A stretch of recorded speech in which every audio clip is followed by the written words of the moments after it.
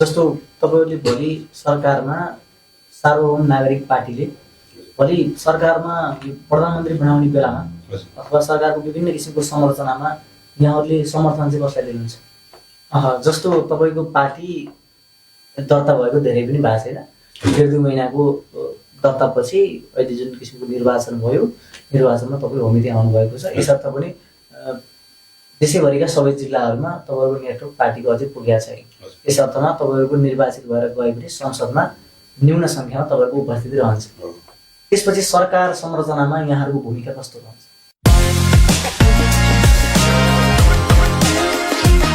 सम्पूर्ण नमस्कार, म सुशील बस्याल, राष्ट्रप्रेमी। देशभर चुनावी माहौल तातिरहेको छ। पाल्पामा पनि विभिन्न दलका उम्मेद्वार र स्वतन्त्र उम्मेद्वारहरू रस्साकस्सी सहित मैदानमा उत्रिनु भएको छ। राष्ट्रिय न्युजले पाल्पाका सबै उम्मेद्वारहरूसँग पाल्पामा तपाईँ किन कार्यक्रम सञ्चालन गरेको छ। आज हामी 7औं एपिसोडमा आइपुगेका छौँ। आजको कार्यक्रममा हामीसँग हुनुहुन्छ सार्वभौम नागरिक पार्टीको तर्फबाट पाल्पा क्षेत्र नम्बर 2 प्रतिनिधि सभा सङ्घीय सांसद उम्मेद्वार रामबहादुर अस्लामी मगर हुनुहुन्छ। यहाँलाई कार्यक्रममा हार्दिक स्वागत छ। धन्यवाद। यो हाम्रो कार्यक्रमको नाम पाल्पामा तपाईँ किन हो। यो कार्यक्रममा रहेर हामी पाल्पामा अहिले समग्र राजनीतिक दलको तर्फबाट र स्वतन्त्र उम्मेद्वार दिनुभएका सबै उम्मेद्वारहरूसँग पाल्पामा तपाईँ किन भन्ने हामी कार्यक्रम सञ्चालन गरेका छौँ। यो प्रश्नको उत्तर चाहिँ यहाँ कसरी दिनुहुन्छ? पाल्पामा तपाईँको उपस्थिति र तपाईँको प्रमुख एजेन्डा चाहिँ के छ? सर्वप्रथम धन्यवाद छ सुशीलजीलाई। यहाँले जसरी प्रश्न गर्नुभयो, मैले 2-3वटा कुरा यहाँलाई भन्न चाहन्छु। यहाँलाई थाहा नै छ कि भदौ 23 गते जेएनजी आन्दोलन जसरी घट्यो होइन, त्यो जेएनजी आन्दोलनको घटनापछि नेपालको कार्यपालिका, व्यवस्थापिका होइन, न्यायपालिका जसरी जल्यो नि, त्यो जलिरहँदाखेरि ठुलो हेरेर बस्नु मन लाग्यो। अनि जसरी जेएनजी आन्दोलनमा हाम्रो 76 जना युवा भाइ बहिनीहरू होइन शहादत प्राप्त गर्नुभयो। उहाँहरूको जुन सपनालाई कसरी साकार पार्न सकिन्छ भन्ने जुन मनमा लाग्यो, त्यसपछि मुलुकलाई अब दिशा निर्देश गर्नुतर्फ र मुलुकलाई अब अग्रगामीतर्फ र मुलुकलाई एउटा शान्तिको मार्गमा कसरी लान सकिन्छ भन्ने हेतुका साथ अहिले जेएनजी आन्दोलनपछि नयाँ पार्टी सार्वभौम नागरिक पार्टी दल दर्ता गरेर यहाँमा आएको छु। एउटा कुरा। दोस्रो कुरो चाहिँ पाल्पामा हामीले सुनेकै कुरा हो होइन, कुनै बेला पाल्पालाई एउटा शैक्षिक हबको रूपमा हेरिन्थ्यो, चिनिन्थ्यो होइन। त्यसै गरी पाल्पालाई हिजोको दिनमा एउटा पर्यटन हिसाबले पनि होइन त्यसरी चिनिन्थ्यो। त्यति मात्र नभएर पाल्पालाई एउटा चाहिँ स्वास्थ्यको हिसाबले पनि होइन चिनिन्थ्यो। त्यति मात्र नभएर पाल्पालाई एउटा खेलकुदको एउटा प्रचुर सम्भावना भएको क्षेत्र भनेर पनि चिनिन्थ्यो। तर आज चाहिँ पाल्पा के छ भन्दाखेरि सुनसान छ। हाम्रो तानसेन बजारहरू सुनसान छन्। गाउँमा बाटो पुगे पनि गाउँका विकासहरू होइन, गाउँका युवाहरू अहिले पनि देश छोडेर विदेश जानु बाध्य छन्। र अर्को कुरो के छ भने यो देशमा जसलाई हामीले उत्पन्न जाति समुदाय भनिरहेका छौँ, यी समुदायहरू स्वाभाविक रूपले विदेश जाने बाध्य छन् नै। तर जसले लामो समय यो देशको चाहिँ एउटा शासन सत्तामा बसे जुन समुदायहरू, त्यो समुदायको युवाहरू पनि आजको दिनमा विदेश पलायन हुने बाध्य छन्। यो खालको व्यतिथिले गर्दाखेरि पाल्पामा चाहिँ मेरो उपस्थिति हो। भनेको तपाईँको एजेन्डामा विशेष गरी युवाहरू लक्षित, जुन अहिले युवा पलायन भइरहेको अवस्थालाई पाल्पा जिल्लामा चाहिँ केही न केही युवाहरूको क्षेत्रमा केही गर्छु भने तपाईँको होटुटी त्यो देखियो। यस बाहेक तपाईँको जुन रामबहादुर अस्लामी मगर तपाईँको नाम छ, रोशन अस्लामी भनेर पनि तपाईँको नाम चिनिन्छ। नाम बाहेक तपाईँलाई आम पब्लिकले अथवा पाल्पा क्षेत्र नम्बर 2 का आम मतदाताले तपाईँलाई अरू के कुराले चाहिँ चिन्न सकिन्छ? म लामो समय एउटा आइडेन्टिटी पोलिटिक्समा पनि घुमिएको एउटा चाहिँ योद्धा हो। यस बिचमा मैले लामो समय चाहिँ एउटा भ्रष्टाचार विरुद्ध राष्ट्रिय अभियानमा पनि आबद्ध गरेर काम गरेको छु।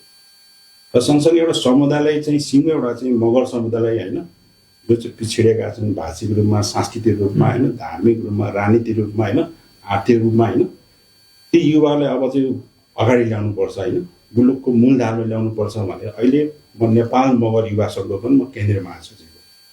त्यसो भएको हुँदाखेरि युवालाई, सबै समुदायका युवाहरूलाई यो देशको मूलधारमा ल्याउनको निम्ति हामी युवाहरू कसरी जाग्न सकिन्छ, कसरी उठ्न सकिन्छ, कसरी एक ढिकाउन सकिन्छ र मुलुकको नेतृत्व कसरी लिन सकिन्छ भन्ने हिसाबले म लामो समयदेखि युवामाझ विभिन्न चाहिँ क्षेत्रमा काम गर्दै आएको हुँदाखेरि पालपालीले मलाई हिजोको दिनमा म यही ठाउँमा हुर्केको, यही ठाउँमा पढेको, यही ठाउँमा व्यवसाय गरेको हुँदाखेरि मलाई पालपाली त्यसै चिन्नु भएको छ र विभिन्न यो पछिल्लो चरण जे जति मैले गतिविधिहरू गर्दै आएको छु त्यो कारणले पनि पालपाली जनतामाझ म चिरपरिचित अनुहार हो भन्न चाहन्छु।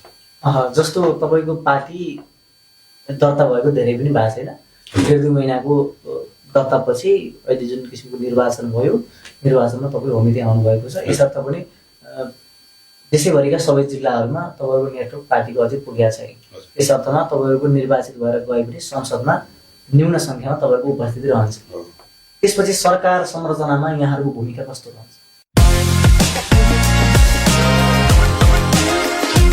आन्दोलनपछि हामीले खास वास्तवमा हामीले पार्टी खोल्ने रहर थिएन। त मुलुकको जुन खालको अवस्था हामीले देख्यौँ जेएनजी मुभमेन्ट पछि, जेएनजी आन्दोलनपछि होइन, त्यसपछि हामीलाई के लाग्यो भन्दाखेरि जो दलहरू थिए होइन, ती दलहरू यति निरे रहेछन् कि होइन, त्यसको विकल्पमा पनि अब हामी आउनुपर्छ भन्ने हामीलाई लाग्यो। जस्तै नेपालको सन्दर्भमा के छ भन्दाखेरि दलीय व्यवस्था छ होइन, दलको विकल्प दल नै हो रहेछ भन्ने कुरा हामीले महसुस गर्यौँ। त्यही भएर दर्ता गरियो एउटा थियो। अर्को कुरो के छ, सबै दलहरू चाहिँ कतिपय दलहरू त राम्रो होला नि, तर अहिले जुन शासन सत्तामा भएका दलहरू जुन खालको चाहिँ एउटा व्यथितिको जुन राजनीति गर्नुभयो होइन, नातावाद किरबारवाद र मुलुकलाई एउटा चाहिँ अत्यन्तै गरिब मुलुक भन्ने चिनाउनेतर्फ चाहिँ लैजानुभयो होइन। देशमा चाहिँ भएका कल कारखानालाई ध्वस्त पारेर आफ्नो स्वार्थको निम्ति मात्रै दलीयकरणबाट अगाडि बढ्नुभयो। त्यो चिजलाई पनि चिर्नुपर्छ भने हामीले दल दर्ता गऱ्यौँ। तर दल दर्ता गरिसकेपछि निर्वाचन आयोगले लगत्तै चुनाव घोषणा गरेको हुँदाखेरि हामीले देशव्यापी रूपमा हाम्रो सङ्गठन पुर्याउन सकेका छैनौँ। त्यो तपाईँले भनेको सत्य हो। र अर्को कुरो के छ भने हामीले दल दर्ता गर्दै गर्दाखेरि त्यति बेला चाहिँ झन्डै 2-3 दर्जन दलहरू चाहिँ दर्ता भएका छन्। हामीले दर्ता भएका नयाँ दलहरू बिचमा पनि अब एकताको चाहिँ एउटा माहौल बनाउनुपर्छ र मुलुकले एउटा निकास दिनुपर्छ भन्ने हामी केही समय चाहिँ त्यो विषयमा छलफल गऱ्यौँ। तर चाहिँ हाम्रो छलफल चाहिँ एउटा निष्कर्षमा पुग्न सकेन। यद्यपि बालेन, हर्कजी, कुलमानजी होइन लगायतका चाहिँ जो अलिकता चाहिँ एउटा चाहिँ फेस भ्यालुमा आउनु भएको थियो, उहाँसँग चाहिँ सहकार्य गरेर जानुपर्छ र मुलुकले एउटा निकास दिनुपर्छ राजनीतिक रूपमा भन्ने हिसाबले थोरै हामी त्यहाँ समय खर्च गऱ्यौँ। त्यो समयको अभावले गर्दा पनि हामीले देशव्यापी रूपमा हाम्रो सङ्गठन पुर्याउन सकेनौँ र अहिले हामीले एकदमै 0 आवरमा चाहिँ देशभरिबाट चाहिँ 38 जना चाहिँ सम्मान पाउने उम्मेदवार र 6 जना चाहिँ हाम्रो चाहिँ प्रत्यक्ष उम्मेदवार। जस्तो तपाईँहरूले भोलि सरकारमा सार्वभौम नागरिक पार्टीले भोलि सरकारमा प्रधानमन्त्री बनाउने बेलामा अथवा सरकारको विभिन्न किसिमको संरचनामा यहाँहरूले समर्थन चाहिँ कसरी लिनुहुन्छ? पक्कै पनि हाम्रो अहिले जेएनजी आन्दोलनपछि हामी उदयमान भएको हुँदाखेरि होइन, पक्कै पनि हाम्रो चाहिँ समर्थन चाहिँ अहिले नयाँ पुस्ताबाट आउने दलहरूलाई नै हुन्छ होइन। त्यसमा हाम्रो द्विमत छैन। हामीले चाहिँ योभन्दा हामीले हाम्रो उम्मेदवार दिनुभन्दा अगाडि पनि त्यो एउटा अभ्यास, त्यो एउटा चाहिँ एक्सर्साइज हामीले गरेका छौँ। राष्ट्रिय स्वतन्त्र पार्टीसँग यहाँहरूले सहकार्य अथवा केन्द्रमा तपाईँहरूको सत्ता समीकरणमा गठबन्धन गर्न तयार हो? अहिले नै त्यो भनि त नहालौँ, तर एउटा चाहिँ चर्चाको विषय चाहिँ के हुनसक्छ भने यदि बालेनजीलाई नै अब राष्ट्रपालले चाहिँ भावी प्रधानमन्त्री घोषणा गरेको हो भने र उता अहिले हाम्रो चाहिँ पूर्वतिर चाहिँ हर्कजी पनि होइन, उहाँले पनि एउटा भावी प्रधानमन्त्री दावेदार गर्नुभएको छैन। यदि उहाँले आफूलाई चाहिँ त्यो स्थानमा ल्याउनु भयो भने हामीले त्यहाँनिर चाहिँ सहकार्य हुन सक्छ। बालेन र हर्क जस्ता नयाँ व्यक्ति प्रधानमन्त्री बन्ने कुरामा तपाईँहरू तयार रहनुहुन्छ, तपाईँहरूको त्यहाँ सहयोग पनि रहन्छ? एकदम। यसर्थ पाल्पा क्षेत्र नम्बर 2 मा तपाईँले ठ्याक्कै मैले चाहिँ संसद भवनमा गएपछि पश्चात अर्थात् म त्यहाँ गए पनि मेरो चाहिँ मूलभूत एजेन्डा भनेको पाल्पाको लागि चाहिँ यो भन्ने के छ? यसमा मैले के भन्न चाहन्छु भने यदि मैले चुनाव जितेँ भने अथवा यदि म संसद प्रवेश गरेँ भने सर्वप्रथम त म लामो समय एउटा भ्रष्टाचार विरुद्ध राष्ट्रिय अभियानमा काम गर्दै आएको हुँदाखेरि सबभन्दा पहिला मैले चाहिँ म संसद छिरेको दिनै जति पनि चाहिँ भ्रष्टाचारका चाहिँ फाइलहरू छन् त्यसलाई चाहिँ सबभन्दा पहिला चाहिँ मैले टेबल गर्नेछु। त्यसपछिका बाटोहरूमा अब आफ्नो स्थानीय अथवा आफ्नो निर्वाचन क्षेत्रका कुराहरू जस्तै पाल्पाको सन्दर्भमा हामीले देखिरहेका छौँ होइन। हाम्रो पाल्पा प्राचीन कालदेखि नै एउटा ऐतिहासिक पृष्ठभूमिको एउटा चाहिँ भूगोल हो जसलाई हामीले मगरा सभ्यताको जगमा होइन बनेको यो भूगोललाई हामीले यहाँ सांस्कृतिक रूपमा धार्मिक रूपमा पर्यटन हिसाबले पनि होइन विभिन्न चाहिँ स्रोत साधनको कुराले गर्दा पनि हामी यो ठाउँको विकास गर्नलाई हामी कुनै समस्या छैन र यहाँका युवाहरूलाई यही ठाउँमा होइन रोजगार दिनको लागि हामीले कुनै समस्या छैन। मात्र के भन्दा नेतृत्व आजसम्मको नेतृत्व चाहिँ ठिक भएन होइन। यदि सही नेतृत्व हुन्छ भने पाल्पालीले मात्र होइन सिङ्गो देशको नै मुहार फेर्न हामी सक्छौँ।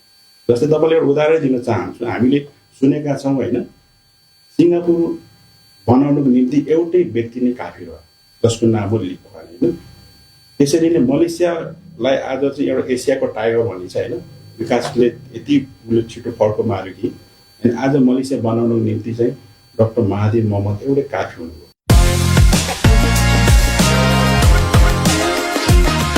पाल्पा मात्र होइन नेपाल बनाउनुको निम्ति म जस्तो युवा एउटा स्वच्छ छवि भएको र इमान्दार र नैतिकवान भएको व्यक्ति यदि हामी त्यो ठाउँमा पुग्न सक्यौँ भने पाल्पालाई सिङ्गो देशलाई नै हामीले एउटा चाहिँ मुहार चाहिँ फेर्न सक्छौँ। देशमा अहिले राजनीतिक दलहरू च्याउ उम्रिए भन्ने चाहिँ आम पब्लिकले त बुझ्नु भएको छ। त्यो देश बन्नमा दल दर्ता हुनु र दलका सङ्ख्याहरूको वृद्धि भएर देश बन्ने त छैन, देश भावनामा त चल्दैन। यसर्थ पनि यहाँहरूले जुन अहिले आएको वैकल्पिक शक्तिसँगै समीकरण गरेर जान चाहिँ किन सक्नु भएन तपाईँहरू? एकदम राम्रो प्रश्न उठाउनु भयो सुशीलजी होइन। हामीले देख्दाखेरि अहिले यो जेएनजी आन्दोलनपछि पनि जसरी दलहरू वात्ता आए होइन, हिजोको दिनमा सयौँको सङ्ख्यामा दलहरू थिए होइन। फेरि दर्जनौँ दलहरू थपे, झन्डै 143 हाराहारीमा दल छ क्या हो होइन। र झन्डै 97वटा दलले अहिलेको चुनावमा भाग लिइरहेका छन् होइन। यो दल किन धेरै भयो भन्ने प्रश्नहरू निकै उठिरहेको छ। तर हामीले यसलाई कसरी विश्लेषण गरिरहेका छौँ भने नेपालमा हामीले चाहिँ खाने लाउने दल्ने घस्ने आदि इत्यादि कुराहरू होइन सबै आयातित भयो हो। त्यस्तै मुलुक निर्माण अथवा मुलुकलाई चाहिँ डोराउने जुन दर्शन सिद्धान्त कुरा छ यी चिजहरू आयातित भयो। जस्तै अहिले खुलेका दलहरू जति छन् यिनीहरूको आइडियोलोजी भनेको उस्तै छ। हामी जसलाई लेफ्ट आइडियोलोजी र राइट आइडियोलोजी भनेका छौँ। जस्तै काङ्ग्रेसको एउटा फिलोसफी जस्तो बोक्नेहरू धेरै दलहरू छन्, एमाले माओवादीको फिलोसफी बोक्नेहरू पनि धेरै दलहरू छन्। तर त्योभन्दा चाहिँ नयाँ है त्योभन्दा नवीनतम सोच लिएर आएको दलहरू चाहिँ छैन। त्यसो भएको हुँदाखेरि जति पनि दलहरू छन् सयौँ दलहरू त्यही लेफ्ट र राइट आइडियोलोजी बिचमा छन् र हामी एकमात्र यस्तो दल हो कि हाम्रो आइडियोलोजी भनेको दर्शनले पनि हामी फरक छौँ। हामी चाहिँ एउटा मध्यम मार्गी होइन। अब मुलुकलाई चाहिँ वेस्टर्न फिलोसफीले अब डोराउन सक्दैन कि अब इस्टर्न फिलोसफी अर्थात् पूर्वीय दर्शनबाट यो मुलुकको चाहिँ राजनीतिक दर्शन यसरी लैजानुपर्छ भने हामी सेन्ट्रिस्ट आइडियोलोजीबाट चाहिँ हाम्रो राजनीतिक विचारहरू यसरी चाहिँ अगाडि ल्याएका छौँ। र यस मानेमा चाहिँ यहाँ दलहरू चाहिँ हाम्रो चाहिँ नजरमा चाहिँ के छ भन्दाखेरि दल जम्मा 3वटा छ। एउटा दल लेफ्ट आइडियोलोजीको छ, अर्को राइट आइडियोलोजीको छ भने अर्को दल भनेको चाहिँ हामी सेन्ट्रिस्ट आइडियोलोजी। दल 3 किसिम मात्रै छ र बाँकी सबै चाहिँ उयो अलिअलि डेन्टिङ पेन्टिङ गरेर चाहिँ फरक स्वरूप माथि देखिएको मात्रै यसरी धेरै देखिएको मात्रै। सार्वभौम नागरिक पार्टीलाई तपाईँले त्यस्तो रूपमा चाहिँ हेर्नु भएको छ। एक्ज्याक्टली। अर्थात् त्यसलाई 1 नम्बर बनाउँदा पनि मिल्यो। लेफ्ट राइट बिचमा चाहिँ यो पार्टीलाई तपाईँले यसरी चाहिँ अगाडि सार्ने। हामीले यो लेफ्ट र राइटको आइडियोलोजी कुरा गर्दै गर्दा सेन्ट्रिस्ट किन हामीले चाहिँ अगाडि सार्यौँ भन्दाखेरि हिजो हाम्रो चाहिँ यो सेन्ट्रिस्ट आइडियोलोजी एउटा मर्म के छ भन्दाखेरि हामीले जनतालाई अब नागरिक बनाउँदैछौँ होइन। जस्तै हिजो राणाको पालामा रैती थिए, राजाको पालामा प्रजा थिए होइन। त्यसपछि चाहिँ अब केही दलहरूले जनतासम्म ल्याए होइन। यो जेएनजी मुभमेन्ट पछि चाहिँ अब जनताबाट चाहिँ नागरिक बनाउने होइन। त्यो नागरिक पनि सार्वभौम नागरिक बनाउने होइन। एउटा चाहिँ एउटा फ्रिडम होइन, आफ्नो चाहिँ वाक शक्तिदेखि लिएर सबै कुरा चाहिँ उसले चाहिँ आफ्नो चाहिँ नागरिक नैसर्गिक अधिकार प्राप्त नागरिक जसलाई हामी सार्वभौम नागरिक बनाउने जुन परिकल्पना छ त्यही स्वरूप चाहिँ हामीले चाहिँ सार्वभौम नागरिक पार्टीको परिकल्पना गरेको। ठिक छ, पाल्पामा प्रतिस्पर्धीहरूलाई यहाँ कसरी हेर्नु भएको छ? पाल्पा जिल्लामा त मैले यहाँहरूलाई स्पष्ट भन्नु पर्दाखेरि त्यस्तो प्रतिस्पर्धी त म कसैलाई देख्दिनँ राजनीतिक र वैचारिक हिसाबले, होइन। तपाईँले देखिसक्नु भएको छ आज हिजो चाहिँ साम्यवादी कुरा गर्नेहरू, होइन, जसले आफूलाई कम्युनिस्ट भन्नेहरू, जसले पुँजीवादी कुरा गर्नेहरू, होइन, आज उनीहरूको चाहिँ जीवन स्तर हेरौँ त, होइन। उनीहरूलाई हामीले चाहिँ भनिराख्नु भन्दा पनि उहाँहरू आफैले नै चित्रण गरिराख्नु भएको छ उहाँहरू कसरी धराइसी हुनुभयो। र जेनजी आन्दोलन यसरी पर्दाफास गर्दै कि आम जनताले त स्पष्ट रूपमा भन्न सक्छन्। त्यसले गर्दा उहाँहरू जे त्यहाँ चर्चामा आएका छन् उहाँहरू त हाम्रो प्रतिस्पर्धी नै होइनन्, होइन। हुनसक्ला उहाँहरूले चाहिँ 2-4 पैसा, होइन, खर्च गरेर चाहिँ केही मतहरू ल्याउन सक्ने त्यो फरक पाटो हो। तर राजनीतिक दर्शन हिसाबले त उहाँहरू प्रतिस्पर्धी अबको चाहिँ नयाँ उदयमान शक्ति भने हामी नै हो। र केही शक्तिहरू जस्तै अब रासपा लगायतका अन्य केही नयाँ साथीहरू हुनुहुन्छ, होइन, उहाँहरूले प्रयास गर्नु भएको छ। उहाँहरूसँग हामी मित्रवत ढङ्गबाट चाहिँ अहिले निर्वाचनमा चाहिँ अगाडि जान सक्छौँ। भनेको तपाईँ अहिले उम्मेदवार नभएर मतदाता भएको भए पाल्पामा कस्तो उम्मेदवारलाई हजुरले अगाडि सार्नुहुन्थ्यो? पक्कै पनि अब यो यत्रो जेनजी आन्दोलन हामीले बेहोर आइसकेपछि अब हामीले चाहिँ हरेक समयले चाहिँ एउटा परिवर्तन खोजिरहेको हुन्छ। परिवर्तनको सम्वाद भनेको युवा हो, होइन। हामीले डेफिनेटली युवालाई नै समर्थन अथवा सहयोग गरेर जान्छौँ। तीमध्ये युवा उम्मेदवार जो युवा आउँछ, होइन, उसैलाई नै हामीले सहकार्य गरेर अगाडि बढाउँछ। हामी कार्यक्रमको अन्तिममा पनि आइपुगेका छौँ। आम पाल्पालिक नागरिकले यहाँ के भन्न चाहनुहुन्छ? सर्वप्रथम त अब म यति बेला चाहिँ चुनावी मैदानमा छु। म 2 हात जोडेर भन्न चाहन्छु कि पाल्पाली जनताहरूलाई, विशेष गरेर पाल्पाली मतदाताहरूलाई,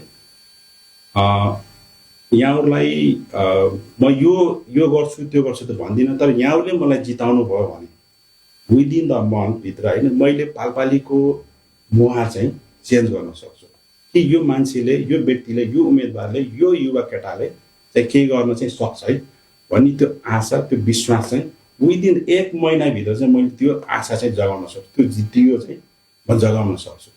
त्यसो भएको हुँदाखेरि म आम पाल्पाली मतदाताहरूलाई हात जोडेर भन्न चाहन्छु कि यति बेला म पाल्पा क्षेत्र नम्बर 2 को उम्मेदवार भएर पाल्पालीहरूलाई 2 हात जोडेर भन्न चाहन्छु कि यसपालिको यो आगामी फागुन 21 गते 2022 निर्वाचन हुँदैछ, होइन। जेनजी आन्दोलनपछि यो पहिलो निर्वाचन हो।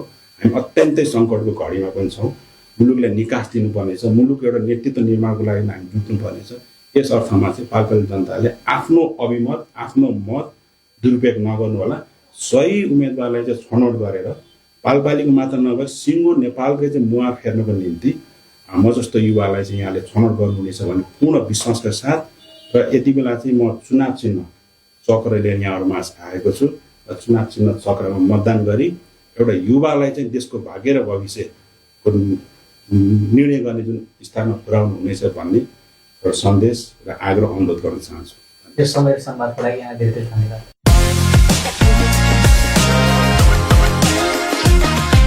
दर्शकबिन्द, उहाँ हुनुहुन्थ्यो रामबहादुर अस्लामी मगर, सार्वभौम नागरिक पार्टीको तर्फबाट उम्मेदवार। उहाँसँग हामी समग्र पाल्पाको विषयमा चर्चा परिचर्चा गऱ्यौँ। अन्य दिनमा अन्य उम्मेदवारहरूसँग पनि यस्तै चर्चा परिचर्चा गर्ने नै छौँ। राष्ट्रिय न्युज हेर्दै गर्नुहोला। बिदा दिनुहोस्। नमस्कार।